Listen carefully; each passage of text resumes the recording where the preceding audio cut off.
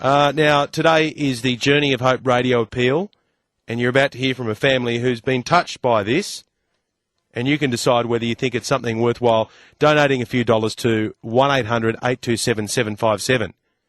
It's all for Transplant Australia. And if you can give any money, we'd love it. We know what a special gift it is, donating an organ, and the bloke you're about to hear from will tell you just what it meant to him. He's 10 years of age, and his name is Charlie Munns. He was born with a chronic liver disease, admitted to hospital more than 300 times by his 7th birthday. And he needed an angel to give him a second chance at life, and he got one. It came from his mum, who donated part of her liver to save her son and save his life. Charlie and also Julianne Munns are on the line right now. Let me talk to you first of all, Charlie. Good afternoon to you, sir. Good afternoon. How are you? Good, how are you? Good. Now, you plan on being a radio star in the future, I understand. Yes. How old are you? 10. You're already planning this? Yes. What kind of radio host do you want to be? I don't really know, like, more talkback and the night show and stuff. The night show? Are you allowed to stay up that late? Sometimes. So, mate, tell me about this incident in your life. I mean, obviously, what was it like, first of all, before you had this transplant? It was just horrible. It was just like having a bad flu every day for the rest of your life. And you reckon that 300 times you went to hospital by the time you turned 7? Yep, I wouldn't be surprised if it was more. And you obviously knew your way around it by then. Did you think that at some point some kind of miracle was going to happen, or did you think that maybe this is how you were going to live for the rest of your life? I thought that's probably how I was going to live for the rest of my life. And when did that change? Do you remember when all of a sudden you were told that, look, we might have a little operation going to go on here and you might get a hell of a lot better? I got very excited and I got very scared too. And who told you the news? One of my doctors, Dr. Shun. Yeah. What did he say to you? He said, well, we can't find anyone for you, but Mum, we're going to give you a liver from Mum. Julianne, you're on the other line there. How are you? I'm good. How are you? Good. You pick up the story there. I mean, What was it like for Charlie when all of a sudden Mum stepped in and said, hey, I'm going to help out? I was happy to help out. I wish I could have done it sooner, to be honest, but that's just the way it goes. The waiting lists are very long, and, Charlie went through a lot of suffering waiting, but it was my pleasure to do that for him. So you donated part of your liver? I did, yeah.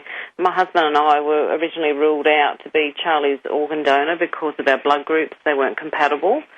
But when time ran out, we were given the option to give it a try, so they were pretty confident they could make it work, and it did. What was he like beforehand, and how did that change afterwards? Well, Charlie spent probably 5.5 months in hospital waiting once he was on the list. He was on the waiting list for, probably that time. He was on it originally when he was 4, but taken off because there wasn't enough organ donors, and he kind of stabilised. But anyways, he was just laying in bed. He couldn't walk any longer. His quality of life had just gone downhill, and he just needed to be in hospital around the clock with support. And once he had his transplant, it was 4 weeks later, he walked out the door. And did you know that you might be called on to help out? I would have liked to have been considered earlier, but they didn't want to do that. They felt confident they would get a donor for us, but it didn't turn out that way. How is he now? Awesome.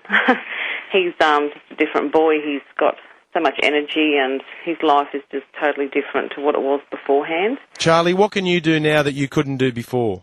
I can go outside and play with my friends without getting tired every 2 seconds, and I can finally go for a walk with my dog, and I can just play with my friends and do whatever I want now. I bet they wouldn't know what's hit them, your mates. All of a sudden you've got this energy, you can do anything. Yeah, I play with them and then they get tired. I'm like, come on, don't get tired. Now, Julianne, yep. How are we going to get this bloke a job on radio? Oh, look, he's in good hands. He's going to Sydney Radio School at the moment. He's doing that at night. Hang on, he's 10. I know. He's got a passion for talkback because when he spent most of his time laying on his bed doing nothing, he really enjoyed talkback, and 2GB was his favourite. So the opportunity for came up to go to radio school locally, and he's doing that at the moment. So he's just enjoying having an interest outside of school for one night. Oh, that's great. Yeah, it's awesome. He's loving it. He loves his life. Listen, Charlie, do you want to come in here one afternoon? Yes, please. Why don't you do that? Yay! Come and give us a hand. And you can tell me what to do and I'll do it. Okay. Or maybe I'll tell you what to do and you can do it. Okay. Or a bit of both. All right, well, listen, you organise that with Mum, and Mum's got Amy's number, and we'll organise for you to come in here and have a bit of fun. And also, I suppose for anyone out there who's donating anything or who's thinking about donating any money, what would you say to them, Charlie? Thank you very much, and you can help a lot of people hugely. Yeah, and for you, Julianne, I suppose it's got extra significance? Oh, yeah. I just think if people can consider becoming organ donors, that'd be wonderful, and to have the talk with their family, because they have the final say.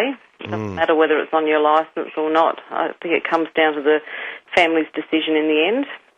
And, yeah. Are you on two separate phones there at home? Yes, we are. Okay, can you... I'll say goodbye to you, Julianne. Can you... Right. Thank you very much. Nice talking to you. No worries. Can you hang up? I want to talk to Charlie one-on-one. All right. Okay, good on you. Bye-bye. Bye-bye. Is she gone? Yep. Right. Now, listen. Are you good to your mum? Yes. Are you really good to her? Yes. Because she's been very good to you. Mm-hmm. So you know what that means? I don't know. You got to give her lots of hugs. You got to give her thousands of kisses. And you got to learn how to bake her a cake. Mm-hmm. So, she won't let me within 3 feet of the stove. What's that? She won't let me within 3 feet of the stove. Do you know how to bake a cake? Well, I do, but I have to have supervision. All right. Well, I want you to bake a cake for Mum. And give her 1,000 kisses, give her 100 hugs, and once you've done all of that, then you can come in here and do some work experience with us. Thank you. You're a good man, Charlie. Take care. You too. There's Charlie Munns, 10 years of age, and Mum, Julianne. And here's an email here from Peter. G'day, Ben. I want